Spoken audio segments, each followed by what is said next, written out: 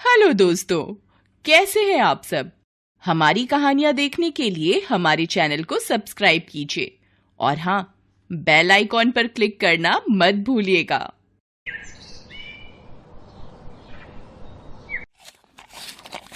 दीदी, कसम से मजा आ गया। ओए, पहले ये बता कि पराठे अच्छे बने या चटनी। चटनी बोल दे राहुल, वरना मारा जाएगा। अच्छा, इसका मतलब चटनी रश्मि दीदी ने बनाई है। हाँ, तभी तो वो पूछ रही है। आप दोनों के हाथों का स्वाद बिल्कुल माँ जैसा है। ऐसा लगता है कि माँ ने पराठे बनाए हो। तभी किचन की शेल्फ पर लगा वायरलेस सेट बज उठता है। Rekha please come in, Rekha please come in. वो आवाज सुनकर तीनों भाई बहन अपनी यादों से बाहर आ जाते हैं। जी रेखा हियर। जी सर, अभी आती हूँ। ओके, रश्मि भी आ रही है सर। इतना कहते ही रेखा और रश्मि अपने अपने कमरों में चली जाती हैं और राहुल पराठे खाते हुए उन्हें देखने लगता है। थोड़ी देर में इंस्पेक्टर रेखा और इंस्पेक्टर रश्मि बाहर आती हैं, जिन्हें देखकर राहुल बहुत खुश होता है। दीदी एक बात बोलूं? हाँ बोलना। आप दोनों जब ऐसे तैयार होकर कमरे से स्लो मोशन में निकलती हो ना, कसम से सुपर हीरो वाली फील आती है आपको देखकर। राहुल की बात सुनकर रेखा और रश्मि बड़े प्यार से उसके सिर पर हाथ रखती हैं और फिर अपनी ड्यूटी पर चली जाती हैं। उधर राहुल भी खाना खाकर ऑफिस के लिए निकल जाता है। कॉलेज की पढ़ाई पूरी करने के बाद राहुल ने अभी हाल ही में काम करना शुरू किया था। फिर ऑफिस में वो एक सुंदर सी लड़की से टकरा जाता है। ओह, आई एम सो सॉरी। वैसे आपको पता है एडमिन डिपार्टमेंट कहाँ है? सॉरी, आई डोंट नो, मैंने आज ही ज्वाइन किया है। मैं भी नया हूँ। Hi, I am Rahul. Hi, I am Mahima. वो राहुल और महिमा की पहली मुलाकात थी। दोनों एक ही डिपार्टमेंट में थे, तो जल्दी उनमें दोस्ती हो गई और फिर धीरे धीरे प्यार। तुम क्या लाए हो टिफिन में? शाही पनीर। और तुम? मैंने खाना ऑर्डर किया, आता ही होगा। अरे तुम मेरे साथ खाओ ना। ये तुम्हारी मॉम ने बनाया है? मेरी? हाँ, मेरी दो मॉम्स हैं। क्या? अरे मेरी दो बड़ी दीदियां हैं, रेखा दीदी और रश्मि दीदी। उन्होंने ही मुझे पाला पोसा। माँ और पापा तो बचपन में ही एक कार एक्सीडेंट में चल बसे थे। बाय द वे, मैं बहुत लाडला हूँ उनका। हाँ, वो दिखता है। कैसे? कल करारी भिंडी, आज शाही पनीर। लाडले हो तभी तो इतना शाही खाना खा रहे हो। हाँ वो तो है। अच्छा, तुम्हारी फैमिली में कौन कौन है? राहुल का सवाल सुनकर महिमा की आंखों में आंसू आ गए। दरअसल महिमा अनाथ थी और जब ये बात राहुल को पता चली तो उसका झुकाव महिमा के प्रति और ज्यादा हो गया। महिमा, मैं तुमसे बहुत प्यार करता हूँ और शादी करना चाहता हूँ। प्यार तो मैं भी तुमसे बहुत करती हूँ, पर मैं तुम्हारे लायक नहीं। तुम्हारी शादी तो किसी अच्छे घर में हो सकती है, जहाँ तुम्हें खूब सारा दहेज मिले और ससुराल का प्यार और सम्मान भी। मुझे नहीं चाहिए दहेज वहेज। अगर मैंने दहेज की बात भी की तो मेरी दीदियां मुझे बंद कर देंगी। मतलब? आज शाम को तुम्हें घर पर ले जा रहा हूँ दीदियों से मिलाने, तब तुम्हें अपने आप पता चल जाएगा। महिमा बहुत खुश हो गई। शाम को राहुल महिमा को लेकर घर पहुंच गया। तब तक ना तो रेखा आई थी और ना ही रश्मि। मैं ठीक तो लग रही हूँ ना? हाँ हाँ, क्यों टेंशन ले रही हो? अच्छी लग रही हो। सच बताओ राहुल, अगर तुम्हारी दीदियों ने मुझे रिजेक्ट कर दिया तो? इससे पहले कि राहुल कुछ कहता, बाहर पुलिस का सायरन बजा। महिमा ने देखा बाहर पुलिस की कार खड़ी थी। राहुल, बाहर पुलिस आई है। चिंता मत करो, वो घर के लोग हैं। महिमा हैरानी से राहुल को देख रही थी। तभी वर्दी में रेखा और रश्मि वहां पहुंची, जिन्हें देखकर महिमा का गला सूख गया। उसे नहीं पता था कि राहुल की दोनों दीदियां पुलिस इंस्पेक्टर हैं। उसकी ये हालत देखकर वो तीनों जोर जोर से हंसने लगे। रेखा दीदी, यही है महिमा। अरे वाह, तुम तो बहुत सुंदर हो। रश्मि और रेखा की बात सुनकर महिमा शर्मा गई और फिर कुछ दिनों बाद राहुल और महिमा की धूमधाम से शादी हो गई। शादी के बाद महिमा, देखो भाई, अब तुम्हारी सास तो है नहीं, तो आज से हम दोनों ही तुम्हारी सास हैं। हाँ, पर डरना नहीं, हम ऐसी सास हैं जो तुम्हारे साथ काम भी करेंगी और डांस भी करेंगे। चलो भाई, पहली रसोई की रस्म शुरू करो। महिमा की आंखों में खुशी के आंसू आ गए। उसने अपनी दोनों नंदों के पैर छुए और उनका आशीर्वाद लेकर खाना बनाने लगी।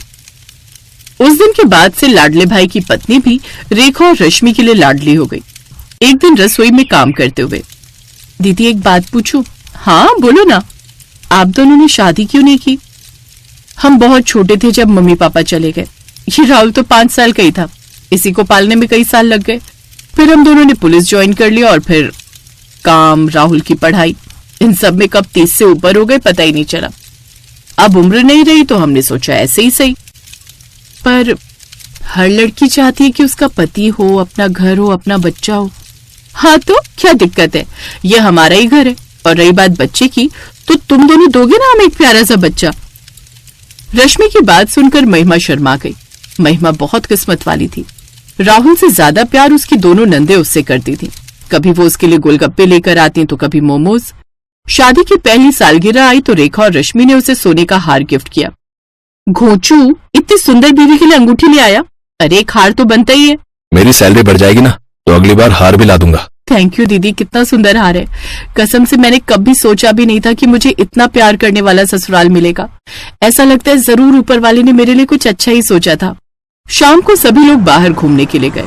वो एक होटल में खाना खा रहे थे कि तभी वायरलेस पर आवाज आई, रेखा, रश्मि, पाशा स्पॉट हुआ है, अलर्ट अलर्ट। उसकी लोकेशन क्या है सर? चौपाटी के आसपास ही है। डोंट वरी सर, मैं और रश्मि यही है। We are going. आज वो नहीं बचेगा। महिमा, राहुल, तुम दोनों यहीं रुको। एक खतरनाक आतंकवादी है यहाँ, उसे पकड़ना बहुत जरूरी है। रेखा और रश्मि दरवाजे की तरफ भागती हैं।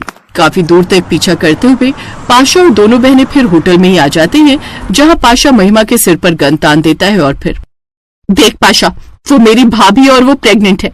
अगर उसे कुछ हुआ ना तो मैं यहीं तेरी लाश बिछा दूंगी, समझा? तो फिर मुझे जाने दो, मैं इसे दरवाजे तक ही साथ लेकर जाऊंगा। कोई होशियारी नहीं समझी इंस्पेक्टर?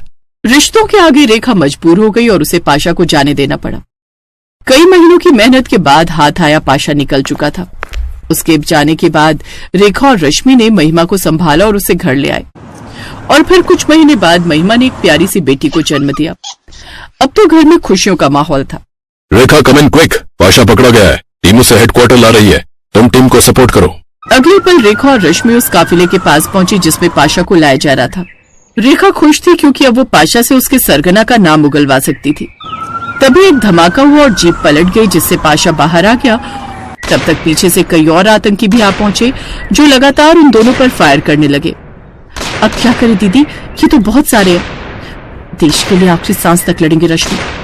पर दीदी, राहुल और महिमा का क्या? लगता है साथ यहीं तक था। चल आगे बढ़ते हैं। भारत माता की जय।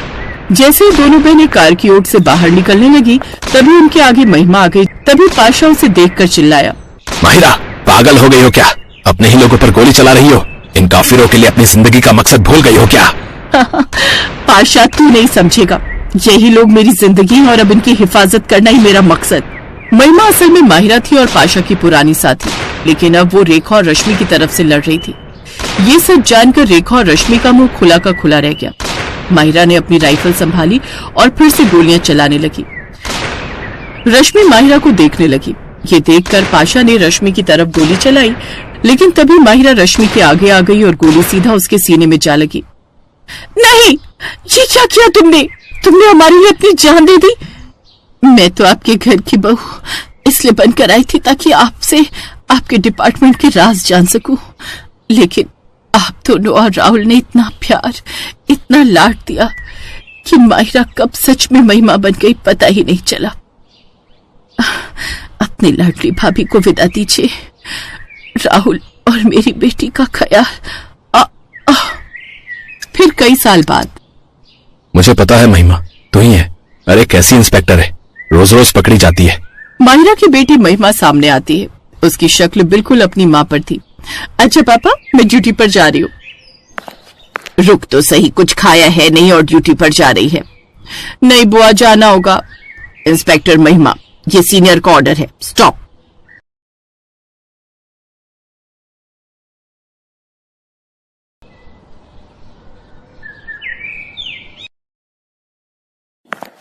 भाभी, ओ भाभी, अरे आप अब तक तैयार नहीं हुई। ये चौथी बार भेजा है माँ ने आपको बुलाने। अगर अब की बार आपको लेकर नहीं गई तो आपका तो पता नहीं, मेरी जरूर पिटाई हो जाएगी। बस ये ब्लशर और लिपस्टिक लगा लूं, बस 2 मिनट, फिर चलते हैं। ये कहकर घर की नई नवेली बहू मानसी वापस से अपना मेकअप करने लगी। उसकी ननद सोमी उसके पास आकर खड़ी हो गई और फिर, अरे बाप रे भाभी, आपकी पलकें तो झड़ गई। नहीं सोमी, ये नकली पलकें हैं। ये देखो, इस लैश ग्लू से इन्हें आंखों पर लगाते हैं। कमाल है ये तो। और ये क्या है भाभी? ये ब्लशर और ये हाइलाइटर है और ये है आई शेडोज की पैलेट। और एक चीज दिखाऊं, ये देखो, ये मेरा लिपस्टिक का कलेक्शन। अरे वाह भाभी, आपके पास तो मेकअप का कितना सारा सामान है। मेरे पास तो बस एक गुलाबी लिपस्टिक है जो मेरे बहुत जिद करने पर माँ ने दिलवाई थी, वो भी 1 साल पहले। अरे पर ऐसा क्यों? तुम्हारी उम्र में तो लड़कियां कितना मेकअप करती हैं। हाँ, लेकिन माँ को मेकअप बिल्कुल भी पसंद नहीं, न खुद करती हैं और न मुझे करने देती हैं। ओहो, चलो कोई बात नहीं। अब से मेकअप के लिए तुम्हें जो कुछ भी चाहिए हो तुम मुझसे ले लेना। अब उससे अच्छा ये नहीं होगा कि आप ही मेरा मेकअप कर दिया करो, क्योंकि सच बताओ तो मुझे मेकअप करना नहीं आता। तो फिर चलो आओ यहाँ बैठो, मैं आज ही तुम्हारा मेकअप करती हूँ। और इसके बाद सोमी चहकते हुए कुर्सी पर बैठ गई और मानसी भी बड़े मन से उसका मेकअप करने लगी। लेकिन इस सब में ये दोनों भूल ही गईं कि बाहर मानसी का इंतजार हो रहा था। जब काफी देर तक सोमी मानसी को लेकर बाहर नहीं आई तो सोमी की माँ कल्याणी खुद मानसी के कमरे में आई और वहां का नजारा देखकर उनका पारा 7वें आसमान पर चढ़ गया। सोमी, तुझे किस लिए भेजा था यहाँ, ये लिपापोती करवाने के लिए? माँ वो मैं वो बस अब थोड़ा सा मतलब बस ऐसी। माँ जी आप सोमी पर नाराज मत होइए, इसे मैंने ही रोक लिया था, शायद आपने इसे ध्यान से नहीं देखा। देखिए ना, सिर्फ हल्के से मेकअप में कितनी सुंदर लग रही है। सुंदर? एक नंबर की भूतनी लग रही है, बिल्कुल तेरी तरह। ए सोमी, जा सबसे पहले मुंह धोकर आ और फिर सबका चाय नाश्ता दे। अपनी माँ की फटकार सुनकर सोमी सहम गई और चुपचाप मुंह धोने के लिए चली गई। उसके वहां से जाते ही कल्याणी ने मानसी से कहा, खबरदार जो आइंदा कभी मेरी बेटी को अपने जैसा बनाने की कोशिश की तो। क्यों माँ जी, मेरे जैसा बनने में क्या बुराई है? कोई एक बुराई हो तो बताऊं भी। घर के सारे काम छोड़कर ये लाली लिपस्टिक लगाने में लगी रहेगी, तब तो बस गई इसकी गृहस्थी। तुम्हारा क्या है, बड़े बाप की बेटी हो तो जितना चाहे खर्च करती होगी अपने इन लाल पीले नीले डिब्बों पर, लेकिन हमारे घर की लड़कियों को हमने हमेशा से यही सिखाया है कि जितनी चादर हो उतने ही पांव पसारने चाहिए। लेकिन माँ जी, बस मुझे तुमसे बहस करने का कोई शौक नहीं है। बाहर मोहल्ले की औरतें घंटे भर से इंतजार कर रही हैं। अगर फुर्सत मिल जाए तो दिखाना उन्हें भी अपना ये रंग बिरंगा मुंह, वरना तो कुछ देर में वो वापस चली ही जाएंगी। ये कहकर कल्याणी वहां से चली गई और उसके पीछे पीछे मानसी भी घूंघट डालकर बाहर आ गई। कल्याणी के 2 बच्चे थे, बड़ा बेटा विनेश और छोटी बेटी सोमी। विनेश और मानसी एक ही कॉलेज में पढ़ते थे और वहीं पहले दोस्ती, फिर प्यार और फिर शादी का फैसला दोनों ने एक साथ किया। कल्याणी हमेशा से इस रिश्ते के खिलाफ थी, क्योंकि उसे लगता था कि अमीर घर की लड़की उसकी छोटी सी गृहस्थी को संभाल नहीं पाएगी और ना ही विनेश उसके नखरे उठा पाएगा। दूसरी तरफ मानसी की सोच इससे बहुत अलग थी। मानसी, मैंने तुमसे पहले ही कहा था कि माँ के साथ तुम एडजस्ट नहीं कर पाओगी। हर बात पर ताने मारने की आदत है उनकी। देखा नहीं सोमी बेचारी को कैसे डरा धमका कर रखती है। मेरी मानो तो हम अभी से ही। नहीं विनेश, हम माँ जी और सोमी को छोड़कर कहीं नहीं जाएंगे। तुम खुद ही सोचो, हमारे अलावा उनका है ही कौन? बस यही सोचकर मैं भी चुप रह जाता हूँ। तुम्हें पता है मानसी, माँ हमेशा से ऐसी नहीं थी।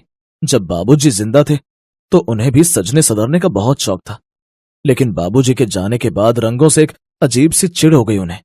शायद कम उम्र में विधवा हो जाने का जो दुख मेरी माँ ने झेला है, उसी वजह से वो आज ऐसी हो गई हैं।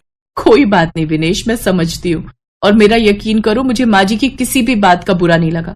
बस अब मुझे उस दिन का इंतजार है जब मैं उनका दिल जीतकर उनके चेहरे पर मुस्कुराहट ला सकूंगी। ओफो, आज फिर आटा गीला हो गया मुझसे। अब क्या करूं? माँ जी देखेंगी तो बहुत गुस्सा करेंगी। नहीं करेंगी, क्योंकि माँ के आने से पहले ही मैं इस आटे को ठीक कर दूंगी। लाओ भाभी, मुझे दो। थैंक्स सोमी, सच में अगर तुम ना होती तो मेरा क्या होता? अरे भाभी, ये इतना बड़ा भी काम नहीं है। वैसे भाभी, आपको आज शाम को कुछ काम है क्या? अच्छा छोड़ो, जाने दो। अरे ऐसे कैसे जाने दो, बताओ ना, मैं बिल्कुल फ्री हूँ शाम को। क्या सीखना है आज? अब मुझे ना आईलाइनर लगाना सीखना है। मेरी सारी दोस्तें लगाती है पर मुझे ही नहीं आता। सिखा तो मैं दूंगी, लेकिन तुम्हें उसकी हर रोज प्रैक्टिस करनी होगी, तभी हाथ सेट होगा। अच्छा तो फिर जाने दो। आज तो माँ कीर्तनों में गई है तो लगा सकती थी, पर रोज कैसे लगाऊंगी? तुम खुद को नहीं लगा सकती पर मुझे तो लगा सकती हो। क्या मतलब भाभी? मतलब ये ननद रानी कि आज से हर शाम जब माँ जी पूजा पाठ करती हैं तो मैं तुम्हें फुल मेकअप करना सिखाऊंगी, और हर सुबह जब माँ जी मंदिर जाती हैं तो तुम मेरा मेकअप किया करना। इससे तुम्हारी प्रैक्टिस भी हो जाएगी और माँ जी को पता भी नहीं चलेगा। मानसी की बात सुनकर सोमी बहुत खुश हो गई। और फिर कुछ दिनों के बाद, अरे बिमला, तूने मेरी सोमी को देखा क्या कहीं? हाँ देखा ना, तेरी बेटी को भी और तेरी बहू को भी। वो नुक्कड़ पे जो ब्यूटी पार्लर है उसी तरफ जाते देखा था दोनों को। अब बुरा मत मानना कल्याणी, दुनिया भर की बहुएं अपने ससुराल के रंग में रंग जाती हैं, लेकिन तेरे यहाँ तो उल्टी गंगा बह रही है। जैसी भाभी थी अब ननद भी वैसी ही बनती जा रही है। कल्याणी के लिए अब एक एक पल भारी हो रहा था। वो आज सोमी और मानसी दोनों पर बरसने वाली थी। और फिर उन दोनों के घर आते ही, आ गई महारानी। सोमी, आज तो तू नहीं बचेगी। लेकिन उससे पहले जरा मैं इसके दिमाग ठिकाने लगा दूं। क्यों री, तुझे कहा था ना मैंने कि मेरी बेटी से दूर रह, लेकिन तू नहीं मानी। बता बता क्यों लेकर गई थी इसे ब्यूटी पार्लर? हैं, अपने जैसा बनाना चाहती है इसे भी। माँ चुप हो जाओ, तुम्हें कुछ नहीं पता। चुप हो जा सोमी, वरना तेरी टांगे तोड़ दूंगी। तेरी हिम्मत कैसे हुई मुझसे पूछे बिना इसके साथ जाने की? क्योंकि उसका जाना जरूरी था माँ, और ये दोनों ब्यूटी पार्लर नहीं बल्कि मेरे साथ सोमी के एडमिशन के लिए गई थी। एडमिशन? सोमी का? कहाँ? और मुझे इस बारे में कुछ क्यों नहीं बताया? क्योंकि अगर तुम्हें बता देते तो तुम सोमी को कभी जान ही नहीं देती। माँ, मैंने और मानसी ने सोमी को एक अच्छे इंस्टीट्यूट से ब्यूटिशियन का कोर्स करवाने का फैसला किया है। नहीं, कोई जरूरत नहीं फालतू पैसे बर्बाद करने की। और ये सब करके क्या करेगी सोमी? तेरी बीवी के जैसी बनेगी। नहीं माँ जी, सोमी मेरे जैसी नहीं बल्कि मुझसे कहीं बेहतर बन सकती है। ये देखिए, शहर में पिछले महीने जो मेकअप कंपटीशन हुआ था उसमें सोमी फर्स्ट आई है। बड़े बड़े मेकअप आर्टिस्ट को पीछे छोड़ दिया इसने, वो भी तब जबकि इसके पास कोई प्रोफेशनल डिग्री नहीं है। और तभी उसके हाथों को थामते हुए सोमी ने कहा, माँ मैंने ये सब आपसे छुप कर किया, उसके लिए मुझे माफ कर दो। लेकिन सच तो यह है माँ कि मैं भाभी जैसी कभी बन ही नहीं सकती, क्योंकि वो लाखों में एक है। वो मेरी भाभी भी हैं, दोस्त भी हैं और शायद वैसी माँ भी जिसकी मुझे हमेशा से जरूरत थी। सोमी के शब्दों ने इस बार कल्याणी के दिल को झकझोर दिया और उसे अब अपनी गलती का एहसास था। उसने सोमी के सिर पर प्यार से हाथ फेरा और फिर आंखों में शर्मिंदगी लेकर मानसी की तरफ हाथ जोड़ लिए, क्योंकि वो समझ गई थी कि उसके घर के लिए मानसी से अच्छी बहू और कोई हो ही नहीं सकती थी। हेलो दोस्तों, कैसे हैं आप सब? हमारी कहानियां देखने के लिए हमारे चैनल को सब्सक्राइब कीजिए और हाँ, बेल आइकॉन पर क्लिक करना मत भूलिएगा।